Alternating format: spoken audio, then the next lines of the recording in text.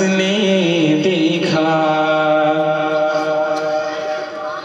चेहरा कमली वाले का। পিছনের মানুষগুলা কি আমার উপর রাগ করেছে? রাগ করেছেন আপনারা? সুবহানাল্লাহ টুবহানাল্লাহ দিতে যাচ্ছে যে সুবহানাল্লাহ বরকত জানেন? সুবহানাল্লাহর মর্তবা জানেন আপনারা?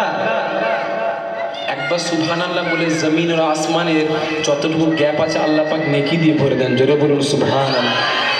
জোরে বলা গেল না সুবহান। तन मन वारा जिसने देखा चेहरा कमली वाले का। या रब तो एक बार दिखा दे जलवा कमली वाले का।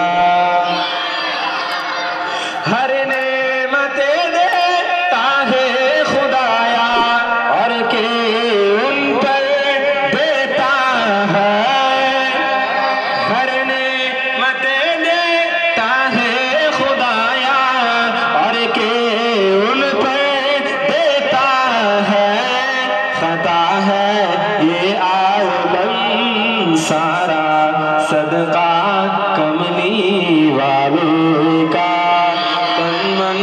वारा जिसने देखा चेहरा कमली वाले का।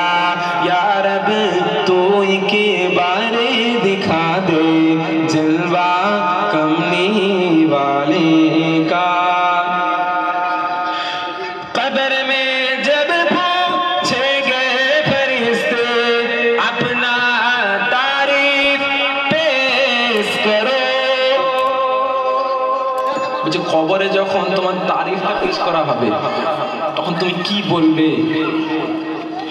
কবর মে জব पूछेंगे फरिश्ते अपना तारीफ पेश करो तो कह दूंगा मैं तो हूँ बस। तो कह दूंगा मैं तो हूँ बस मंगता कमली वालों का। एक কলিটার মানে আপনারা বুঝতে পারছেন?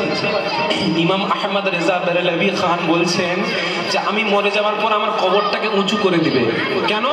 তিনি তিনার কিতাবের মধ্যে বর্ণনা করছেন না, কারণ যখন আমার রাসূলুল্লাহ আমার কবর মুবারকে আসবেন, আমার কবরে যখন আসবেন তখন আমি আমার রাসূলুল্লাহকে দেখে আমি আহমদ রেজা খান বেরেলভি দাঁড়িয়ে সালাম দেবো। জোরে বলেন সুবহানাল্লাহ। রাসূলুল্লাহ আসবেন, রাসূলুল্লাহকে দেখে সালাম দিবেন, সেই সালামের মার্তবা আমরা বুঝতে পারি না। তাই কবি বলছেন কবর মে জব पूछेंगे फरिश्ते अपना तारीफ पेश करो तो कह दूंगा मैं तो हूँ बस मंगता कमली वाले का। तन मन वारा जिसने देखा चेहरा कमली वाले का। या रब तो एक बार दिखा दे जलवा